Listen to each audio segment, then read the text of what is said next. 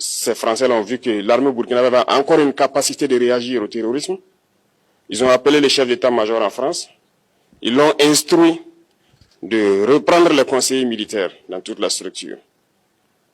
Eh bien, il n'a pas accepté, mais au retour au pays, les politiques l'ont instruit d'accepter les conseillers militaires. Et c'est là que les conseillers militaires sont revenus dans l'armée burkinabé en 2019. Avec toutes les conséquences qu'on connaît, l'armée était en train de disparaître dans les années 2020-2021. Et d'ailleurs, c'est le moment où beaucoup de militaires ont dû déserter parce qu'il n'y avait plus d'espoir. On était en train de s'effondrer.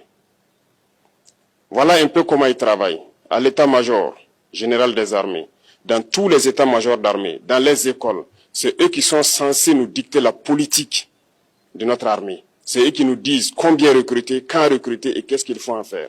Ils sont dans les écoles pour nous dire comment il faut les former et ainsi de suite. Tant que ces conseillers militaires sont là, vous n'êtes pas indépendant. Votre armée aura juste l'apparence d'une armée qui sera là en train de faire des parades, du cirque. Mais lorsque viendra la guerre, vous vous rendrez compte que la parade, c'est une chose, mais la guerre, c'est une autre chose. Il faut rompre les accords. C'est la seule façon d'avoir une armée indépendante et se construire, être fort. Mais beaucoup de gens ne le comprennent pas peut-être. Et même avec ces accords, la France choisit dans nos États des élèves officiers pour aller les former. C'est à travers ces mêmes accords. Mais en réalité, ces officiers qui partent se former pour la plupart, pour la France, ils viennent pour servir l'État français dans leur pays. Ils ne viennent pas pour servir nos pays. Ils les forment pour qu'ils viennent servir les intérêts de l'État français. J'en veux pour preuve. Lorsque nous nous sommes révoltés, beaucoup d'officiers au Burkina qui ont été formés en France ont été immédiatement contactés pour leur dire que c'est le moment de se mettre en action parce que vous avez été formés pour ça, pour servir les intérêts de la France.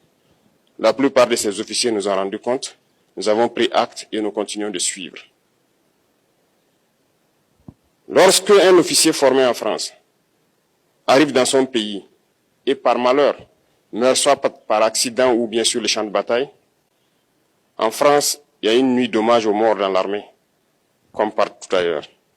À la nuit d'hommage aux morts, on cite le nom de l'officier en question et on dit « mort pour la France ». Il ne le forme pas pour servir son pays, il le forme pour servir leur État. Et dans beaucoup d'États africains, il y en a plein de ces officiers. Combien sont patriotes, Dieu le sait.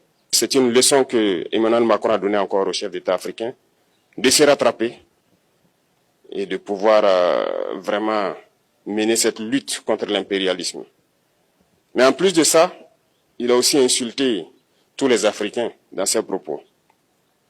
Il y a une partie qui a retenu mon attention, là où il parlait d'ingratitude. Et que l'ingratitude est une maladie non transmissible aux humains.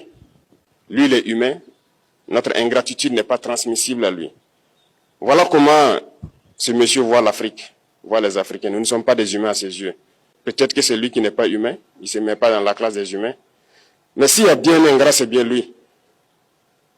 Je pense que s'il n'est pas athée et qu'il prie, à chaque matin qu'il se réveille et qu'il prie, il devrait aussi prier les Africains.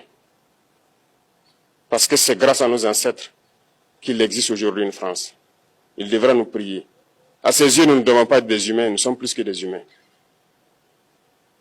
Ce sont des messages très forts qu'il passe. Moi, je pleure le peuple français. Mais quand même, il est bien pour l'Afrique. Il est un mal nécessaire pour nous. Ceux qui veulent se réveiller, se réveillent.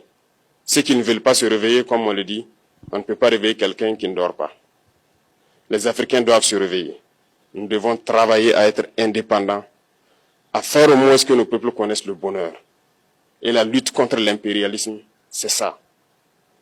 Il faut décoloniser les mentalités, prendre en compte toutes ces données-là, parce que le monde nous donne tellement d'exemples à voir. Pour eux, il n'y a pas de morale.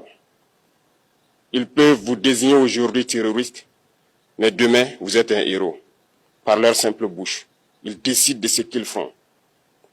Ils parlent de démocratie, mais ils se font eux-mêmes des coups d'État constitutionnels entre eux. Ils parlent des droits de l'homme, mais ils déciment des populations ailleurs. l'Africain doit se réveiller, l'Afrique doit se réveiller. Et le combat contre l'impérialisme est permanent. Et je vous invite à incorporer ce combat